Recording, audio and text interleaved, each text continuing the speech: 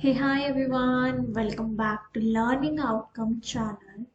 And आज का जो हमारा टॉपिक है that is pedagogy of English BEd second semester Punjab university Chandigarh. या आप कोई भी बीएड कोर्स से है तो ये टॉपिक तो डेफिनेटली बहुत ज़रूरी है आपकी पैडागॉजी ऑफ इंग्लिश एंड सारे लैंग्वेजेस सब्जेक्ट्स पैडागॉजी के लिए। एंड दैट इज आज हम करें pedagogy of English BEd second semester का यूनिट 2 का सी पार्ट हम कर रहे हैं आज। दैट इज लैंग्वेज टीचर की qualities, present status of English teacher and suggestions for improvement.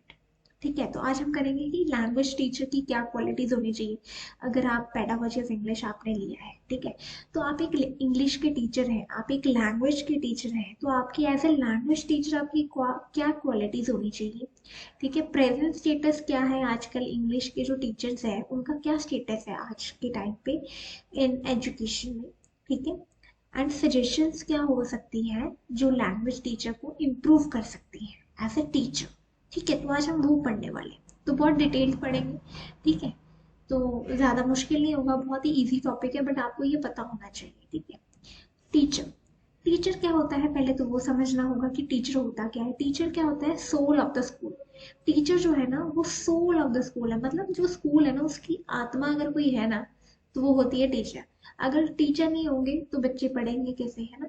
तो टीचर अच्छे होने चाहिए तभी बच्चों को अच्छी एजुकेशन मिलेगी, तभी स्कूल की रेपो अच्छी होती है। रेपुटेशन जो होती है ना स्कूल की वो टीचर्स की वजह से होती है। ठीक है, जितने अच्छे टीचर्स होंगे, जितने क्वालिफाइड हैं, जितने इंटेलिजेंट टीचर्स होंगे, क्रिएटिव टीचर्स होंगे, उतने ही अच्छे बच्चे होंगे। तो सोल ऑफ द स्कूल होते हैं टीचर्स। ठीक है, second, educational parent of the child. एक तो होते हैं बायोलॉजिकल पेरेंट्स, वो होते हैं कि आपके बायोलॉजिकल पेरेंट्स आपके मॉम डैड। ठीक है, एजुकेशनल पेरेंट आपके होते हैं टीचर्स। एजुकेशनल पेरेंट होते हैं आपकी टीचर्स, मतलब टीचर टीचर को मदर टीचर भी कहते हैं। आपके जो टीचर है ना उनको सेकंड मदर कहते हैं कई बार, बिकॉज घर में एक बच्चा होता है वो उसका अच्छे से ख्याल रखा जाता है। ठीक है, लेकिन पेरेंट्स जब बच्चे को स्कूल भेज देते हैं ना तो वो बड़े बेफिक्र हो जाते हैं, चिंता फ्री हो जाते हैं, वो टेंशन फ्री हो जाते हैं, केयर फ्री हो जाते हैं कि हमारा बच्चा स्कूल गया अब तो वो सेफ ही है, बिकॉज वहाँ पे होते हैं टीचर्स जो बच्चों को अच्छे से पढ़ाते हैं, उनका ख्याल रखते हैं। ठीक है, बच्चों को कोई भी प्रॉब्लम आती है तो टीचर्स ऑल टाइम अवेलेबल होते हैं स्कूल में। ठीक है, स्कूल के बाद भी आजकल तो टाइम सेट हो गया है कि आप इतने बजे से इतने बजे के बीच में टीचर को कॉल करके कोई भी कंप्लेंट है या कुछ भी क्वेरी है वो आप फोन पे पूछ सकते हो। ठीक है, तो पेरेंट्स बिल्कुल फ्री होते हैं बिकॉज टीचर्स होते हैं और वो बच्चे का अच्छे से ख्याल रखते हैं, इसलिए बोलते हैं टीचर को educational parent of the child. जो होता है कि रोल ऑफ द पेरेंट्स भी वो निभाते हैं। रोल ऑफ द पेरेंट्स कैसे, बच्चे को समझाना है, बच्चे की कोई गलती है तो उसे गाइड करना है कि बच्चे ये गलत है। ठीक है, उसका बिहेवियर कोई मिसबिहेव करता है बच्चा तो टीचर अच्छे से उसे समझाता है, बच्चे ऐसे नहीं ऐसे करना है। अगर किसी ने आपके साथ अच्छा करे तो उसे थैंक यू। ठीक है, उसे मॉरल वैल्यूज देते हैं टीचर। तो टीचर होता है एक educational parent and soul of the school. I guess आपको क्लियर हो गया होगा। तो आगे, प्रोफेसर हुमायूं कबीर। प्रोफेसर हुमायूं हुमायूं कबीर क्या कहते हैं, without good teachers even the best of system is bound to fail, with good teachers even the worst of system can be largely overcome। अब प्रोफेसर हुमायूं की कबीर कहते हैं कि विदाउट गुड टीचर्स मतलब बिना अच्छे टीचर्स के चाहे सिस्टम बेस्ट ही क्यों ना हो वो खराब ही होने वाला है, वो फेल ही होने वाला है। ठीक है, चाहे टीचर वहां पे अच्छे ना हो। ठीक है, टीचर अगर अच्छा नहीं है तो चाहे सिस्टम जितना भी परफेक्ट हो, ग्रेट हो, वो सिस्टम फेल होने वाला है। लेकिन अगर टीचर बहुत अच्छा है, विद गुड टीचर्स मतलब अगर टीचर बहुत अच्छे हैं तो अगर सिस्टम में कोई कमी भी है ना तो वो भी ओवरकम हो सकती है, बिकॉज टीचर ही बहुत अच्छे हैं। जो बहुत अच्छे टीचर्स होते हैं ना वो कमियों को इग्नोर करके अपना काम परफेक्टली ऑनेस्टली वो करते हैं। कहते हैं ना कि देखो आपने कभी कभी स्कूल में देखा होगा कि कोई ऐसा गवर्नमेंट स्कूल है जहाँ पे बच्चे आते ही नहीं है, पढ़ते ही नहीं है। ठीक है, वो अटेंडेंस ही नहीं लगवाने आते, चाहे उनकी मिड डे मील लगा लो चाहे कुछ भी कर लो, लेकिन बच्चे स्कूल में नहीं आते। लेकिन फिर भी एक ऐसा टीचर जो लगातार डेली पढ़ाता है, चाहे एक ही बच्चा क्यों ना आया हो, फिर भी वो क्लास में जाके टीचर पढ़ाता है एक ही बच्चे को, ठीक है। तो देखते देखते क्या होता है कि एक बच्चा रोज आता है, उसका सिलेबस तो कवर हो रहा है, लेकिन जो छुट्टी मार रहे हैं उनका सिलेबस नहीं कवर हो रहा। तो वो बच्चे टेंशन में आ जाते हैं कि यार चाहे हम छुट्टी ही क्यों ना मार ले, सारे बंक ही क्यों ना कर ले, मास बंक क्यों ना कर ले, अगर एक भी बच्चा आया तो हमारा सिलेबस आगे चला जाएगा और हम पीछे रह जाएंगे। तो इस डर के मारे, तो ये सोच सोच के बच्चे कई बार फिर स्कूल आते हैं कि टीचर ने तो अपना काम करना ही है, because teacher is very good, teacher ने तो अपना पढ़ाना ही है, चाहे आप छुट्टी मारो चाहे आप घर पे बैठो, टीचर ने एक बच्चे को भी पढ़ा देना, आपको सिलेबस कवर हो जाना, उसकी तरफ से तो हो गया। आपने छुट्टी मारी, it is your fault, it is your luck, ठीक है, आपका लॉस हुआ है, ठीक है। तो बच्चे आते हैं फिर स्कूल में बच्चे आते हैं। अगर कोई ऐसा टीचर है जो बच्चों को मारते ही रहता, तो बच्चे आएंगे नहीं, ऐसे टीचर से बच्चे पढ़ेंगे नहीं। लेकिन कोई ऐसा टीचर जो बच्चों की अगर कोई कमी है, कोई वीकनेस है, तो वो रूट लेवल से फाइंड करे कि बच्चे को अगर इंग्लिश नहीं आ रही है तो क्या रीज़न है, क्या इसका इंटरेस्ट नहीं है, तो मैं इसका इंटरेस्ट कैसे डेवलप करूँ।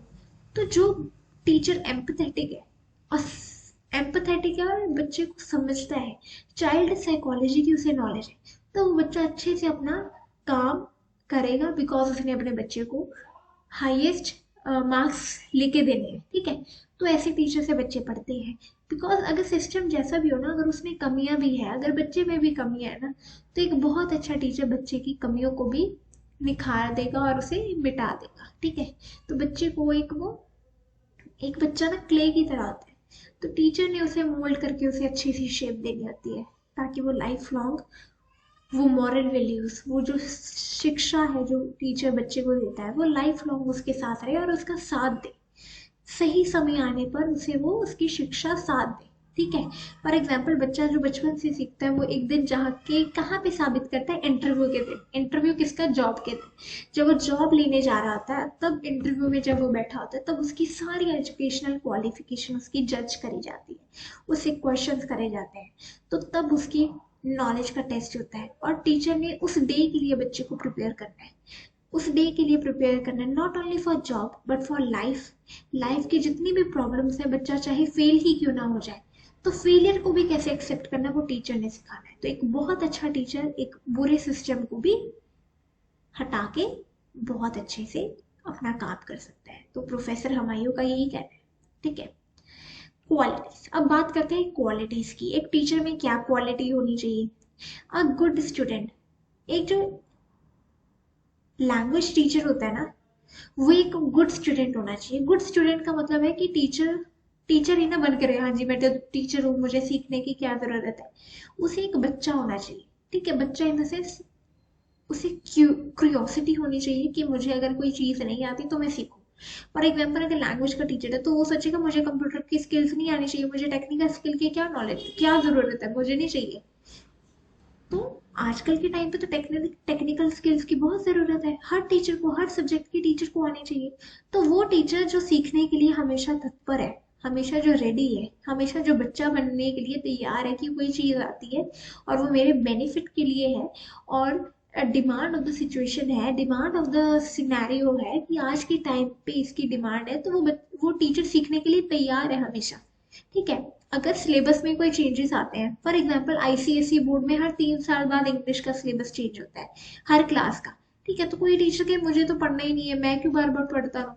तो ऐसे मैं एग्जांपल दे रही हूँ आईसीएसई बोर्ड की, बिकॉज मेरी इंटर्नशिप एक आईसीएसई स्कूल में लगी थी। That day I got to know कि इंग्लिश के सब्जेक्ट में हर 3 साल बाद सिलेबस में चेंजेस आते हैं। तो अगर टीचर रेडी रेडी ना हो कि मैंने तो सीखना ही नहीं है, तो बताओ वो कैसे ग्रो कर पाएगा। उसे तो जॉब से निकाल देंगे, हाँ जी आप तो पढ़ना ही नहीं होते, जाओ जाओ वापस जाओ, ठीक है, कोई और जॉब ढूंढ लो, ठीक है, कोई और बोर्ड ढूंढ लो, ठीक है। तो अगर कोई टीचर जो हमेशा तत्पर है पढ़ने के लिए, स्टूडेंट बनने के लिए, तो वो हमेशा ग्रो करेगा, वो बच्चों को भी अच्छी नॉलेज देगा, जो हमेशा बुक्स रीड करेगा, जो न्यूज़पेपर रीड करेगा, जो वोकैबलरी से इनरिच्ड रहेगा। हर साल नए वोकैबलरी वर्ड्स आते हैं, ऑक्सफोर्ड डिक्शनरी निकालती है, ठीक है। तो वो नए words according to the new generation वो निकलते हैं वर्ड, वो लॉन्च होते हैं वर्ड्स, ठीक है। तो वो अगर टीचर रेडी ही ना हो इंग्लिश का कि मुझे वोकेबलरी सीखनी ही नहीं है, तो बताओ वो ग्रो कैसे करेगा। तो एक लैंग्वेज की टीचर को हमेशा गुड स्टूडेंट होना चाहिए, हमेशा बच्चे की तरह बिहेव करना चाहिए। बिहेव इन द सेंस कि हमेशा उसे बच्चे की तरह बिहेव तब करना है जब उसे सीखना है कुछ, ठीक है। उसे समझना चाहिए मुझे नहीं आता तो ठीक तो ठीक है, मुझे नहीं आता, बट मैं हमेशा रेडी हूँ सीखने के लिए, ठीक है। Second, command over methods of teaching. अब लैंग्वेज के टीचर को हमेशा, मैं क्यों लैंग्वेज का टीचर यहाँ पे बोल रही हूँ, बिकॉज हम पेडागोजी ऑफ इंग्लिश की स्पेसिफिकली बात कर रहे हैं। लेकिन आप कोई भी टीचर के बारे में लिखते हो तो आप qualities in general her teacher में ये होनी चाहिए।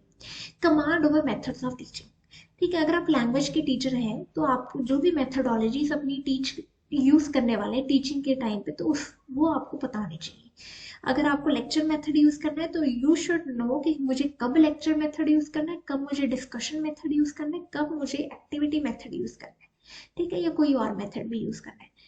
डिस्कशन मेथड के टाइम पे आपको बहुत अवेयर होना पड़ता है कि कहीं बच्चों की डिस्कशन के टाइम पे लड़ाई ना हो जाए, मतभेद ना हो जाए, उनकी आपस में वैर ना हो जाए उनका, ठीक है, हेट्रेड ना डेवलप हो जाए।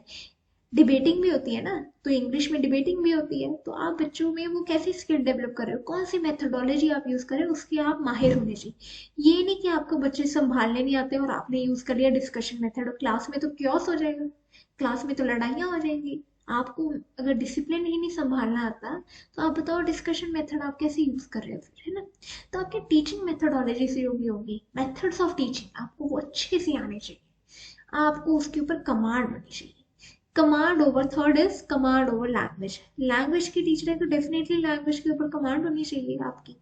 आपको ग्रामेटिकल रूल्स सारे पता होने चाहिए, टिप्स पे होने चाहिए आपके ग्रामर। अगर नहीं है तो अभी भी वर्क करिए अपनी ग्रामर के ऊपर हर दिन। Even I am not perfect eight language, ठीक है, कोई परफेक्ट नहीं होता, कोई लैंग्वेज का मास्टर नहीं होता। हमेशा लैंग्वेज के आप स्टूडेंट बन के रहते हो, और हमेशा वही सीखता है जो अपने आप को स्टूडेंट समझ के रखता है कि मैं तो बच्चा हूँ, अगर मुझे कुछ सीखने के लिए मिलेगा तो मैं सीखूं। तो कोई मास्टर ऑफ द सब्जेक्ट नहीं हो बन सकता। कोई कहता है ना कि I am the master of the subject, नहीं, कोई मास्टर ऑफ द सब्जेक्ट नहीं होता। आप हमेशा हर दिन सीखते हो, हर सेकंड सीखते हो, अगर आप सब सीखने की जील रखते हो, ठीक है। तो कमांड ओवर द लैंग्वेज होनी चाहिए, ग्रामर आनी चाहिए, वोकैबुलरी वर्ड्स एनरिच्ड होने चाहिए आपके, ठीक है। डेली वोकैबुलरी वर्ड सीखो और अपनी डेली लाइफ में यूज करो। एक्टिव एंड पैसिव वोकैबुलरी होती है ना, पैसिव वोकैबुलरी को कैसे एक्टिव वोकैबुलरी बनाना है, वो एक कला होती है, वो एक स्किल होती है जो हर किसी में नहीं होती। तो वो आप कैसे स्किल डेवलप करते हो, ठीक है। तो आप जो चैप्टर रीड, जो प्रोज पढ़ाने वाले, जो स्टोरी पढ़ाने वाले, वो कैसे आप लैंग्वेज को यूज करते हो, कैसी आपकी मॉड्यूलेशन होती है, कैसी आपकी पिच एंड टोन होती है, तो that is also a part of language. तो आपकी command over the languages should be very strong, तब आप एक बहुत अच्छे टीचर बन पाओगे। कमांड ओवर द लैंग्वेज क्यों जरूरी है, क्योंकि जैसा टीचर वैसे बच्चे। अगर आपकी लैंग्वेज टूटी फूटी है तो बच्चों की भी टूटी फूटी लैंग्वेज होनी है। नेचर को, रील वायरल हुई थी ना, नेचर को बच्चे नटूरे बोल रहे हैं, नटूरे, तो वो हाल हो जाएगा फिर बच्चों का। तो ऐसा नहीं होना चाहिए। लैंग्वेज को यू शुड फील लाइक, अगर मैं लैंग्वेज की टीचर हूँ ना, तो मुझे I have to develop love for the language in my students, कि बच्चे को डर ना लगे ये सब्जेक्ट पढ़ते हुए, बच्चे को हमेशा इंटरेस्ट हो। तो that will be the biggest achievement of any teacher, ठीक है। Fourth, knowledge of sound system, vowels and consonants. Sound system में क्या आता है इंग्लिश लैंग्वेज की, वॉवल्स एंड कॉन्सोनेंट्स, ठीक है। तो वॉवल्स वही हो गए ए ई आई ओ यू, ठीक है। इसके बाद वाले जितने भी लेटर्स हो गए वो सारे कॉन्सोनेंट्स आते हैं, ठीक है। तो आपको इसकी नॉलेज होनी चाहिए, आपको इन साउंड सिस्टम की नॉलेज अच्छे से होनी चाहिए। अगर नहीं है तो अभी भी आप वर्क कर सकते हो। करेक्ट एंड क्लियर प्रोनाउंसिएशन, अगर आप कोई भी प्रोनाउंसिएशन वर्ड का उच्चारण करते हैं, प्रोनाउंसिएशन मतलब किसी वर्ड का आप साउंड जनरेट कर रहे हैं। फॉर एग्जाम्पल अगर मुझे बोलना है मेथडोलॉजी, ठीक है, तो मेथडोलॉजी इज अ प्रोनाउंसिएशन। अगर मैं कोई और प्रोनाउंसिएशन यूज करूं, मेथोडोलॉजी, अब जूलॉजी बोलते हैं, जूलॉजी, जूलॉजी अगर मैं बोल दूं जूलॉजी, जूलॉजी, जूलॉजी होता है ना, जूलॉजी इज अ मतलब साइंस लैब का नाम होता है जूलॉजी।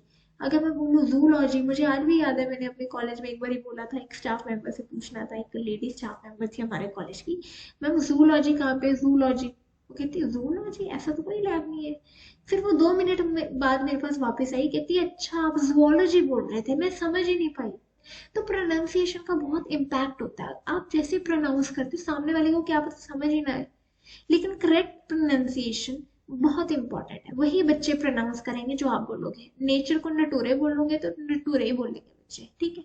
तो pronunciation is very important. Mastery over patterns of English, ठीक है। तो इंग्लिश के पैटर्न्स जितने भी होते हैं, sound system, grammatical rule, structure of sentence, वो सारा पैटर्न ऑफ इंग्लिश में आ जाता है और आपको ये पता होना चाहिए। रूल्स ऑफ टेंसेस के रूल्स क्या होते हैं, स्ट्रक्चर क्या होता है, एक सेंटेंस कैसे बनता है, ठीक है। तो वो आपको पता होना चाहिए, तभी बच्चा सीखेगा। A sound knowledge of grammar, वही मैंने बताया कि ग्रामेटिकल नॉलेज आपको अच्छे से होनी चाहिए, बहुत स्ट्रांग होनी चाहिए। Grammar is the theory of the language, ये मैंने पिछले पार्ट्स में भी आपको समझाया। अगर आपने वो पिछली वीडियोस नहीं देखी, यूनिट 1 एंड यूनिट 2 की AB पार्ट, तो I would like to request आप वो वीडियोस देखिए। डिस्क्रिप्शन बॉक्स में इंग्लिश पेडागोजी की प्लेलिस्ट गिवन है फॉर द सेकेंड सेमेस्टर, वो बेंच वॉच कर लो, आपको सब समझ में आ जाएगा कि सेकेंड सेमेस्टर में पेडागोजी ऑफ इंग्लिश का क्या क्या सिलेबस है और कैसे कैसे हमने पढ़ाई करनी है उसकी, ठीक है। तो आप पुरानी वीडियोस में देखोगे तो मैंने ग्रामर के बारे में डिटेल आपको पढ़ाया कि ग्रामर क्या होती है। तो आप वो वीडियो देखो तो आपको समझ में आएगा कि grammar theory of the language क्यों कहा जाता है, ठीक है। 8th one is clear about AIIMS objectives of teaching English, ठीक है। तो एक लैंग्वेज का टीचर है, फॉर एग्जांपल इंग्लिश के आप टीचर हो, इंग्लिश सब्जेक्ट हम पढ़ रहे हैं, तो आप बच्चों को इंग्लिश पढ़ाओगे तो आपका एम या ऑब्जेक्टिव, जो भी हम कहते हैं एम या ऑब्जेक्टिव एक ही बात है, कि आपका गोल क्लियर होना चाहिए कि मैंने बच्चे को अगर ये चीज करवानी है तो क्यों करवानी है। अगर आपने स्टोरी बच्चे को करवानी है, ग्रेप्स आर सॉर्ड, ठीक है, ये बच्चे को क्यों करवानी है और इसका क्या मोटिव होगा मेरा करवाने का, ये मॉरल लेसन बच्चे को क्या मिलेगा, मॉरल वैल्यू बच्चे को क्या मिलेगी। तो आपको ये क्लियर होना चाहिए कि मैंने ये बच्चे को क्यों करवाना है, राइट। तो आपका जो भी एम एंड ऑब्जेक्टिव है आपकी ये सब्जेक्ट को लेके, वो क्लियर होना चाहिए, तभी आप अच्छे से पढ़ा पाओगे, नहीं तो नहीं पढ़ा पाओगे। अगर आपके पास एम ही नहीं है तो यू विल बी डायरेक्शनलेस। अगर आपके पास एम ही नहीं है कि मैंने ये बच्चे को क्यों करवाना है, पहले लेसन प्लान बनाते हो ना जब आप पढ़ाते हो क्लास में, उससे पहले लेसन प्लानिंग होती है आपकी। थर्ड सेमेस्टर में आपकी इंटर्नशिप है और आपको पता चलेगा कि लेसन प्लान कितने इंपॉर्टेंट होते हैं। आप कभी भी क्लास में जाते हो तो आप स्कूल्स में, अच्छे अच्छे स्कूल्स में अगर आप जाते हो ना, तो आप देखते हो कि टीचर्स डेली लेसन प्लान बनाते हैं और फिर वो जाके क्लास में प्रेजेंट करते हैं वो टॉपिक। क्यों करते हैं? बिकॉज उनका एक एम एंड ऑब्जेक्टिव तब क्लियर होता है कि मैंने ये बच्चे को क्यों करवाना है टॉपिक। तो that is very important. Ninth part is attractive hand writing. Definitely language के टीचर को बहुत कंपल्सरी नहीं है कि एक लैंग्वेज की टीचर की राइटिंग बहुत ही अच्छी होनी चाहिए, बट हाँ सोने पे सुहागा हो जाता है कि लैंग्वेज का टीचर आओ और देखो जी इसकी राइटिंग कितनी अच्छी, कितनी अट्रैक्टिव हैंड राइटिंग है, क्लियर क्लियर स्पेसिंग होनी चाहिए, क्लियर वर्ड्स दिखने चाहिए, और राइटिंग तो देख के ही बंदा खुश हो जाए कि वाह क्या राइटिंग है। तो लैंग्वेज की टीचर की राइटिंग अच्छी होनी चाहिए, लेजिबल होनी चाहिए, इतनी भी कर्सिव या कुछ भी क्रिएटिव नहीं होनी चाहिए, पढ़ने लायक होनी चाहिए। बट हाँ अगर बहुत अच्छी राइटिंग है तो वेरी वेल एंड गुड।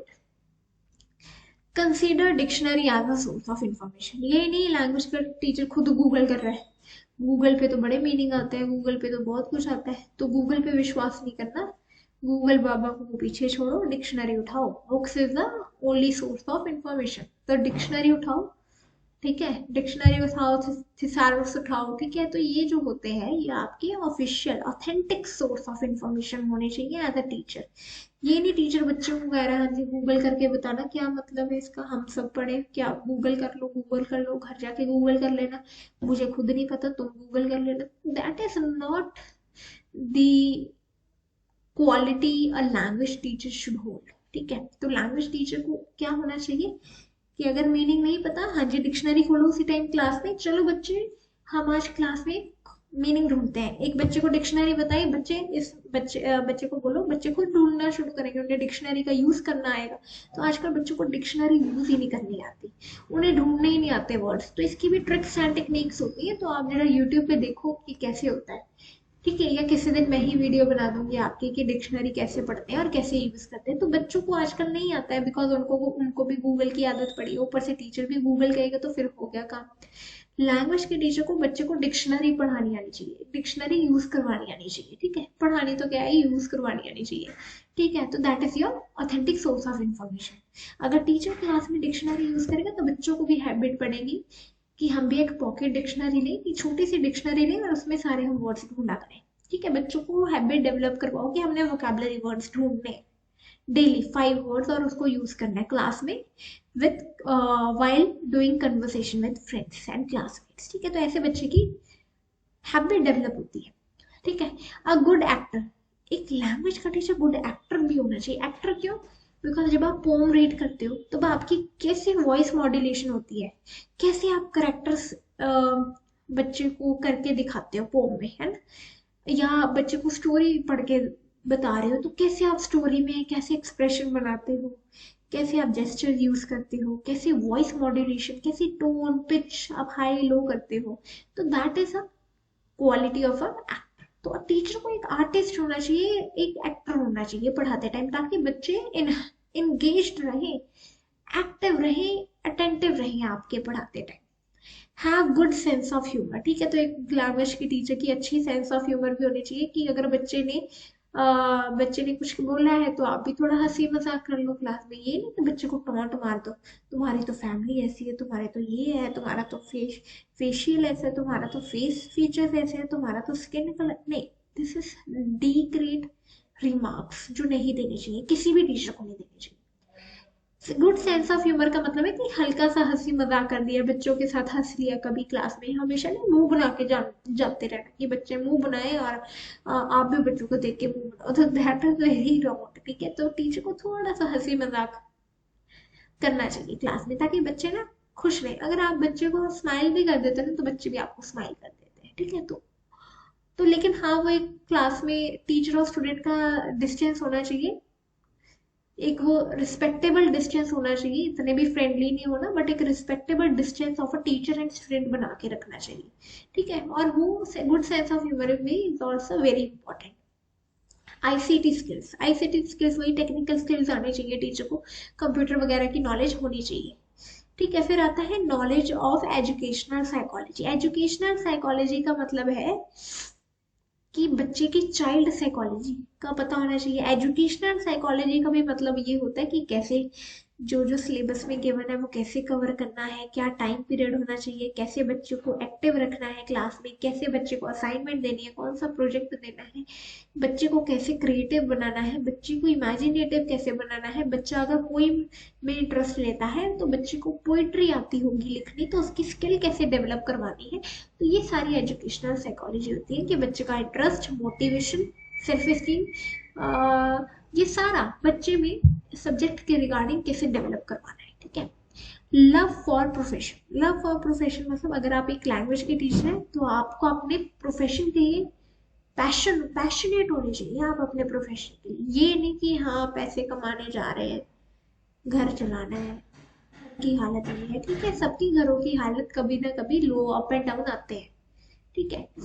लेकिन आपको ना एक चीज याद रखनी है कि अगर मैं स्कूल में जा रही हूँ तो मेरा सारा पर्सनल काम क्लास के बाहर होना चाहिए। पर्सनल काम इन द सेंस आपका जो मेंटल लगेज होता है, मेंटल जो आपका स्ट्रेस होता है ना, वो क्लास के बाहर होना चाहिए। स्ट्रेस क्लास में जाके नहीं फ्रस्ट्रेशन उतारनी बच्चे के ऊपर, हाँ जी कि घर में लड़ाई होगी और क्लास में जाके बच्चे को मार पीट रहे हैं, ये नहीं होना चाहिए। जो भी है आपका घर का मामला है अपने क्लास के बाहर रखो। क्लास में एंटर करते हैं आप 50 फैमिली से डील कर रहे हैं, एक 50 बच्चे नहीं, उनकी फैमिली से भी डील कर रहे हैं। एक बच्चे को वहां चाहिए तो आपका वो कर्म है ना, वो ऊपर चला जाता है, ऊपर भगवान की तरफ से आपको वो कर्म घूम के आपकी तरफ ही आना है। अगर आपने बच्चे को जैसे डील करा, आपने बच्चे को बिना मतलब के मारा, तो मार के तो देखो कोई बच्चा नहीं सीखता, तो कभी बच्चे के ऊपर हाथ नहीं उठाना। बच्चे को पनिशमेंट दो, बट वो दो जिससे वो पनिशमेंट से भी सीखे कुछ, ठीक है। ये नहीं धूप में खड़ा दिया, बच्चे को डंडे मारे, बच्चे को मुर्गा बनाए, बच्चे को क्लास के बाहर भेज दिया। बताओ उससे बच्चे ने क्या सीखा? कुछ भी नहीं सीखा। उसके उसके मन में और सब्जेक्ट के लिए हेट्रेड आ गई, आपके लिए हेट्रेड आ गई, ठीक है।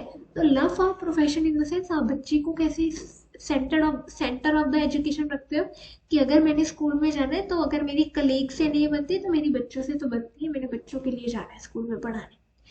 मेरी कलीग से नहीं बनते तो कोई बात नहीं, मैं अपना काम करूंगी और अपना बच्चों को पढ़ा के चली जाऊंगी, बच्चों के साथ टाइम स्पेंड करूंगी। ठीक है। तो ये जो चीजें हैं, ये बहुत सारी चीजें होती हैं जब आप एक प्रोफेशन में जाते हो। लेकिन आप जिस रीजन के लिए जा रहे हो ना, वो आपका स्ट्रॉन्ग रीजन होना चाहिए कि मैंने बच्चों के बीच में, बच्चों के अंदर love for the language develop करना है, और मैंने अपने प्रोफेशन के साथ जस्टिस करनी है। मैंने बच्चे को जो भी पढ़ाना है दिल से पढ़ाना है, हर क्लास में एनर्जी लेके जानी है। अगर 9 पीरियड्स हैं एक दिन में, एक दिन में अगर 9 पीरियड लगे हुए हैं ना आपके, तो 9 के 9 पीरियड आपने कैसे एक्टिव रहना है, कैसे आपने एंगेज रखना है बच्चे को, कैसे आपकी एनर्जी लेवल हाई होनी चाहिए, वो आपके ऊपर डिपेंड है। और आपने बच्चों की जिंदगी के साथ खेलना नहीं है, उनकी पूरी जिंदगी पड़ी है। ठीक है। तो आपके कर्म जैसे होंगे वो घूम के आएंगे। ठीक है। आप बच्चों के साथ अच्छा करोगे तो बच्चे जब बड़े हो जाते हैं, जॉब करके आते हैं वापस, तो कहते हैं मैम आप मेरे फेवरेट टीचर हो। तो वो एक टीचर के लिए जब वो रिमार्क मिलता है ना बच्चे को, बच्चों की तरफ से, तो वो टीचर के लिए एक अचीवमेंट है, उसे कुछ नहीं चाहिए। यही बच्चों के शब्द बहुत होते हैं। ठीक है। तो आगे बढ़ते हैं, present status of English in solution. ठीक है। इंग्लिश टीचर का अब क्या स्टेटस है? प्रेजेंट स्टेटस ऑफ क्या है, एक minute, present status of English teacher, yes. English teacher का क्या प्रेजेंट स्टेटस है और सजेशंस क्या होंगी? ठीक है, पहले स्टेटस के बारे में पढ़ते हैं। Psychological problem. ठीक है। साइकोलॉजिकल प्रॉब्लम का मतलब ये है कि अब present status of English teacher and present status of English teacher या सजेशंस की अगर हम बात करें, तो साइकोलॉजिकल प्रॉब्लम अगर हम देखें, तो कई बार ना टीचर बच्चों को समझ नहीं पाता कि बच्चे का इंटरेस्ट क्यों नहीं है, बच्चा क्यों नहीं पढ़ पा रहा। ठीक है। या तो उसके घर में कोई प्रॉब्लम है बच्चे की। ठीक है। तो अब आप उसके घर में जाके तो सॉल्व नहीं करोगे। आप बच्चे को कैसे इतना मेंटली स्ट्रांग बनाते हो कि बच्चा इंटरेस्ट डेवलप कर ले? कैसे मेंटली स्ट्रांग बनाते हो कि बच्चा अपने सारे फियर, अपने सारे प्रॉब्लम से मेंटली ओवरकम कर ले? क्योंकि कई बार ना बच्चे बहुत कुछ डील कर रहे होते हैं अपनी पर्सनल लाइफ में और टीचर को नहीं बता पाते, तो एक टीचर का फर्ज बनता है कि उसकी साइकोलॉजिकल प्रॉब्लम को पहले पता करे। कई बार ना उसकी साइकोलॉजिकल प्रॉब्लम होती है इसलिए वो पढ़ नहीं पाता। कई बार न्यूरोलॉजिकल प्रॉब्लम होती है।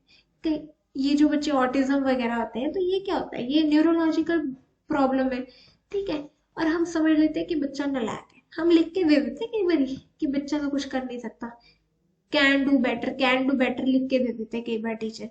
कैन डू बेटर बताओ तो सही, कैसे बेटर करेगा वो, रीजन तो बताओ। हाँ जी, बेटर क्या करना है, कैसे करना है बेटर? कैन डू बेटर तो हर कोई टीचर लिख देता है कि बच्चा और अच्छा कर सकता है। कैसे अच्छा कर सकता है वो भी तो बताओ। बच्चे बच्चे को साथ में सोल्यूशन दो ताकि बच्चा इंप्रूव करे, और सीख सकता है, और कर सकता है, अच्छा कर सकता है। ठीक है, बच्चा अच्छा कर सकता है, लेकिन बताओ कैसे कर सकता है।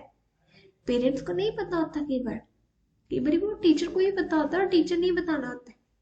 तो साइकोलॉजिकल प्रॉब्लम को सॉल्व करना एक टीचर को आना चाहिए। सजेशन यही, मेन सजेशन यही होती है पहले। Learning methods. ठीक है। अगर बच्चा नहीं सीख पा रहा क्लास में, तो टीचर इतना फ्लेक्सिबल होना चाहिए कि मेथड को अगर चेंज भी करना पड़ रहा है तो कर दे। अगर क्लास में बच्चे को डायरेक्ट मेथड का मतलब होता है प्योर इंग्लिश यूज करनी है पढ़ाते टाइम, इंग्लिश सब्जेक्ट। लेकिन अगर बच्चे को इंग्लिश नहीं समझ में आ रही, तो थोड़ी बहुत ही तो translation method, bilingual, mother tongue का लैंग्वेज का यूज करके तो करना पड़ेगा ना, बच्चे को पढ़ाना पड़ेगा, तभी तो उसे लैंग्वेज आएगी। कभी कभी बच्चे को समझ के आप अपने मेथड्स चेंज करते हो एज अ टीचर, तो बच्चा सीखता है, बच्चा अच्छे से पढ़ेगा। ठीक है। तो लर्निंग मेथड्स आप चेंज कर सकते हो according to the need of the student. सारे बच्चे क्लास में पढ़ पा रहे हैं लेकिन एक बच्चा नहीं पढ़ पा रहा, इसका मतलब है कि उसे मेथड नहीं समझ में आ रहा।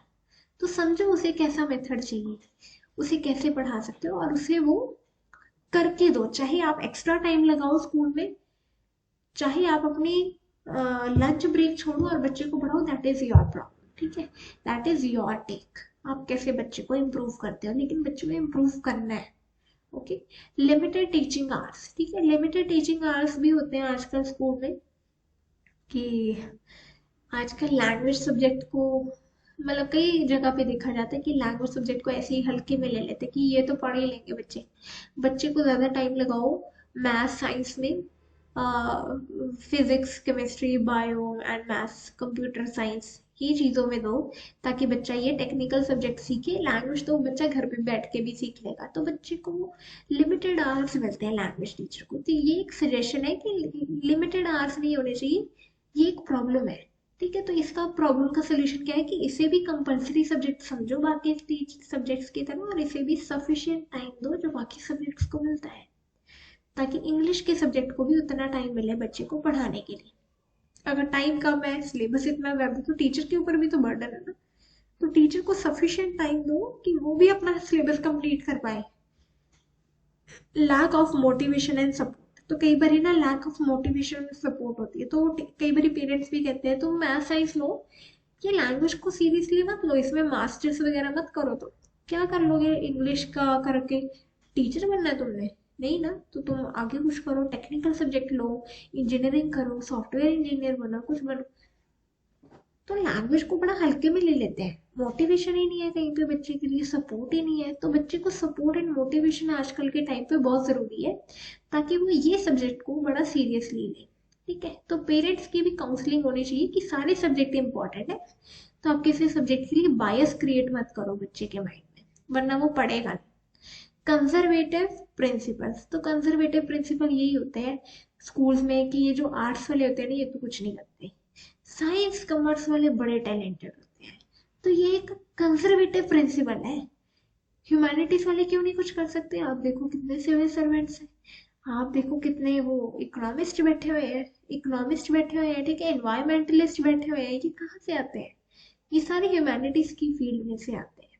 ठीक है, ये जो फोटोग्राफर्स है, ये जो इतने प्रोफेशनल फोटोग्राफर्स हैं, ऑर्गेनाइजर्स हैं, मैनेजमेंट है, ये सारे ह्यूमैनिटीज वाले ही होते हैं, ये सारे संभालते हैं, कोई ह्यूमैनिटीज को डाउनग्रेड नहीं करना चाहिए। तो ये कंजर्वेटिव प्रिंसिपल से ना थोड़ा ऊपर उभरना चाहिए। Lack of clear cut policy, clear cut policy का मतलब ये होता है कि सिलेबस में इंग्लिश को या स्कूल टाइम टेबल में इंग्लिश को कहीं पे जगह ही नहीं मिलती। तो पॉलिसी यही होनी चाहिए कि हर सब्जेक्ट को इक्वल टाइम दे, इक्वल इम्पोर्टेंस दे, टीचर्स अच्छे रखें। बिकॉज कई बार हम देखते हैं कि टीचर्स भी कई बार साइंस वाले इंग्लिश पढ़ा रहे थे, कंप्यूटर वाले इंग्लिश पढ़ा रहे हैं, ठीक है, वो मैथ्स वाले इंग्लिश पढ़ा रहे हैं। ठीक है, तो ये नहीं होना चाहिए। इंग्लिश का प्रोफेशनल टीचर होना चाहिए, क्वालिफाइड, क्वालिफाइड इंग्लिश टीचर होना चाहिए, जिसने एमए पीएचडी करी हुई है। ठीक है, तो ये हाईली क्वालिफाइड टीचर्स होने चाहिए। अगर एमए नहीं भी है टीचर, तो ऑनर्स करी हो, ग्रेजुएशन में इंग्लिश ऑनर्स करी हो, ग्रेजुएशन में इंग्लिश लिया हो, लेकिन इंग्लिश का ही सब्जेक्ट पर्टिकुलर वो पढ़ाता हो। ठीक है, बहुत ही क्रिएटिव हो, बहुत ही इंटेलिजेंट हो, कमांड ओवर द सब्जेक्ट हो, तो ये मास्टर्स पीएचडी ना भी करी हो, लेकिन कमांड ओवर द सब्जेक्ट है तो वो पढ़ा सकता है। लेकिन सिर्फ एक ही सब्जेक्ट को पढ़ाना वाला होना चाहिए, ये नहीं साइंस भी पढ़ा रहा है, नहीं जी, एक सब्जेक्ट पर्टिकुलर सब्जेक्ट बच्चा पढ़े उससे टीचर से। ठीक है, प्रोनाउंसिएशन वोकैबुलरी ग्रामर, वही प्रोनाउंसिएशन वोकैबुलरी ग्रामर अच्छी होनी चाहिए टीचर की। मैल प्रैक्टिसेस इन एग्जामिनेशन, कई बार हम देखते हैं कि ये जो लैंग्वेज के पेपर होते हैं बच्चों के, तो टीचर कई बार हेल्प कर देते हैं, हाँ बच्चे क्या हो गया, फिर क्या हो गया, देख लो एक दूसरे से चीटिंग मार लो, तो टीचर भी कई बार हेल्प करते हैं चीटिंग मारने में। तो ये नहीं होना चाहिए। English language is the also hold importance. ठीक है, ये नहीं कि हाँ जी बच्चे साइंस एंड मैथ्स तो इम्पोर्टेंट है, ये खुद करो, लेकिन इंग्लिश के सब्जेक्ट में तुम्हें चीटिंग करवा देंगे। ठीक है, तो ये नहीं होना चाहिए। मैल प्रैक्टिसेस नहीं होनी चाहिए एग्जामिनेशन में, बच्चा क्लियर कट खुद लिखे जितना भी आता है। Non availability of suitable teaching learning material, material होना चाहिए बच्चे के लिए क्लास में। अगर डिजिटल बोर्ड की जरूरत है क्लास में, तो डिजिटल बोर्ड होना चाहिए। पीपीटीज दिखानी है, वीडियोस दिखानी है, तो डिजिटल बोर्ड तो होना चाहिए ना। आजकल तो ICT based teaching learning process हो गया, तो वो चीजें होनी चाहिए क्लास में। ठीक है, लैंग्वेज लैब होना चाहिए। लैंग्वेज लैब ही नहीं होते कई स्कूल्स में जहाँ पे बच्चे लिसनिंग, स्पीकिंग एंड राइटिंग की प्रैक्टिस कंप्यूटर पे कर सके, तो लैंग्वेज लैब भी होनी चाहिए। ठीक है, तो दीज वर द सजेशन। और सजेशन देखते हैं हम, more suggestions. Handling mistake with care, वही जो बच्चे को मारना नहीं चाहिए, बच्चा अगर कोई गलती करता है तो प्यार से समझाओ उसे। बिल्डिंग अ रैपो, ठीक है, बच्चे के साथ पहले तो रैपोर्ट बनाओ। रैपो का मतलब होता है कि बच्चे को पहले रिलैक्स करवाओ, बच्चे के साथ जान पहचान करो अपनी, ताकि आपको बच्चा जाने ये इंग्लिश का टीचर है, ये हमें इंग्लिश करवाएगा टीचर है ना। तो बच्चे को पहले अच्छे से जानो, उनको जानो, बच्चे को क्या प्रॉब्लम आती है, तो ये सारी रैपो में आ जाता है। फन फील्ड एक्टिविटीज, एक्टिविटीज बहुत अच्छी होनी चाहिए पढ़ाने के टाइम पे ताकि बच्चा एंगेज और एक्टिव रहे। रियल से ऑफ चिल्ड्रन, ठीक है, बच्चे को बोलने का टाइम ही नहीं देते, टीचर खुद ही बोलते रहते, बच्चे तो बोलते ही नहीं है, बच्चे से क्वेश्चन ही नहीं करे जाते, बच्चे को चांस ही नहीं देता टीचर बोलने के लिए। अगर बच्चा कुछ पूछना चाहता है तो टीचर कहते हैं बाद में पूछना, अभी नहीं पूछना, कल पूछना, अभी नहीं पूछना। ठीक है, ये डाउट रहा है तो कोई बात नहीं, तुमने क्लास में नहीं सुना, दैट इज योर फॉल्ट, मैं अभी डाउट क्लियर नहीं करूंगा। तो ऐसा नहीं होता। अगर बच्चा एब्सेंट है, अगर बच्चे को नहीं समझ में आया तो टीचर की इंपॉर्टेंट रोल यही है कि वो दोबारा से समझाए। ये नहीं कि बच्चे को बोलने ही नहीं देना क्लास में, बच्चे से क्वेश्चन करो, बच्चे को मोटिवेट करो। नहीं आता तो कोई बात नहीं, बच्चे sit down, another student who is willing to answer, yes you stand up, और बच्चा आंसर देते तो उसे वेरी गुड बोलो। तो बच्चे को बोलने का टाइम तो दो, बच्चा अगर एक्सप्रेस ही नहीं करेगा तो बच्चा कैसे सीखेगा। ठीक है, तो रियल सी ऑफ चिल्ड्रन होना चाहिए, बच्चे को बोलने का, कहने का, बताने का हक होना चाहिए। थिंकिंग इन इंग्लिश, बच्चे बच्चे को हम कहते हैं कि हिंदी में सोचो इंग्लिश में लिखो, ऐसा नहीं होता। बच्चे को think in English, speak in English and right in English, ये आपका मंत्र होना चाहिए अपनी लैंग्वेज सब्जेक्ट के लिए। शुरू शुरू में तो ठीक है ट्रांसलेशन कर दिया, लेकिन हमें धीरे धीरे किसकी तरफ लेके जाना है, बच्चे को इंग्लिश की तरफ लेके जाना है कि बच्चा सोचे भी इंग्लिश में, बोले भी इंग्लिश में, लिखे भी इंग्लिश में। ओके, तो कंक्लूजन हम करने वाले हैं अब। with this it will be over। conclusion है, a good dedicated teacher is equal to love for English subject among students। तो हमारा ये टॉपिक का कंक्लूजन मेरी तरफ से तो यही है कि एक इंग्लिश का टीचर के ऊपर बहुत इम्पोर्टेंट रोल होता है उसका, कि वो जैसा सब्जेक्ट पढ़ाएगा, वो जैसा टीचर होगा वैसे उसके बच्चे होंगे। ठीक है, तो एक डेडिकेटेड टीचर का क्या होना चाहिए, love for English subject among students. उसका एक यही एम होना चाहिए, अगर मैं जिस सब्जेक्ट का टीचर हूँ ना तो मेरे बच्चे वो सब्जेक्ट को पसंद करें। अगर मैं इंग्लिश की टीचर हूँ तो मेरे बच्चों को इंग्लिश लैंग्वेज से ना दिल से वो लगाव हो, इंग्लिश लैंग्वेज को वो बर्डन ना समझे, कोई फॉरेन, ये हाँ फॉरेन लैंग्वेज है, हमें क्या जरूरत है पढ़ने की। English is a link language. Link language का मतलब है आप नॉर्थ से साउथ में भी जाना है ना इंडिया में, तो आपको इंग्लिश आनी चाहिए, बिकॉज साउथ इंडियंस को हिंदी या आपकी मदर टंग नहीं आती, आपकी पंजाबी नहीं आती, आपकी हिंदी नहीं आती। ठीक है, तो आप क्या करोगे, आपको इंग्लिश यूज करनी पड़ेगी साउथ इंडिया में, बिकॉज आप वहाँ पे कन्नड़ा या मलयालम तो नहीं बोल सकते, तेलुगु नहीं बोल सकते, आपको नहीं आती। तो आप हिंदी उनको समझ में नहीं आती तो आप हिंदी भी नहीं बोल सकते, पंजाबी भी नहीं बोल सकते। तो English is the only language जहाँ पे उनको वो आती है। ठीक है, तो अगर साउथ इंडियंस ने भी नॉर्थ इंडिया में आना है तो इनको इंग्लिश बोलते हैं वो। अगर वो उनको इंग्लिश नहीं समझ में आती नॉर्थ इंडियन को तो उनको हिंदी बोलनी पड़ेगी, लेकिन हमें अगर साउथ इंडियन से बात करनी है तो हमें इंग्लिश यूज करनी पड़ेगी। तो इंग्लिश आजकल link language and global language कहलाती है। तो English is not a burden, English is compulsory, English is a fun language. आप इसे धीरे धीरे बच्चों के अंदर वो लव डेवलप करो फॉर द लैंग्वेज। तो यही एक टीचर का एम होना चाहिए। And with this I wish you all the best, या बहुत अच्छे टीचर बने और बच्चों के लिए आप बहुत जस्टिस करें, पढ़ाते टाइम पे बच्चों के साथ अन्याय ना करें, जस्टिस करें। एंड हमेशा बच्चे को खुशी खुशी क्लास से में आते हैं तो खुशी खुशी मिले, क्लास से जाते हैं तो बाय बाय खुशी खुशी करें। ठीक है, तो अगले दिन बच्चे फिर चेयरफुल रहते हैं टीचर से मिलने के लिए और पढ़ने के लिए। तो with this we are done with the topic and see you soon in the next video। I know video is a quite long but बहुत ही fruitful discussion है, और ऐसे discussion अगर आप चाहते हैं तो आप करते रहेंगे। You can comment down your suggestion for the videos, जो भी आप चाहते हैं। for assignment suggestion कोई चाहिए, assignment कैसे बनाते हैं, lesson plan कैसे बनाते हैं, कुछ भी पूछना है तो comment down and feel free to ask your queries। And see you soon in the next video। Please hit like, comment and subscribe to my channel। And it feels good जब आप सब्सक्राइब करते हो, जब आप like करते हो, जब आप कमेंट करते हो। तो मैं सारे कमेंट्स पढ़ती हूँ, मैं सबको देखती हूँ किसने सब्सक्राइब करा है, किसने लाइक करा है। तो इट फील्स गुड है ना, आपकी मेहनत, आप जो बच्चों को सिखाना चाहते हो वो बच्चे सीखते हैं। जब एग्जाम में अच्छे मार्क्स आते हैं तो बच्चे ईमेल करते हैं, मेल करते हैं, कमेंट करते हैं ना वीडियोस के नीचे कि मैम योर वीडियोस हेल्प्ड अस। बहुत अच्छा लगता है। तो आप भी जारी रखिए, सब्सक्राइब कर लीजिए चैनल को एंड बहुत अच्छी अच्छी वीडियोस डालेंगे एंड आपको बहुत हेल्प मिलेगी इससे। ठीक है, तो see you soon in the next video. Till then take care, bye, see you soon.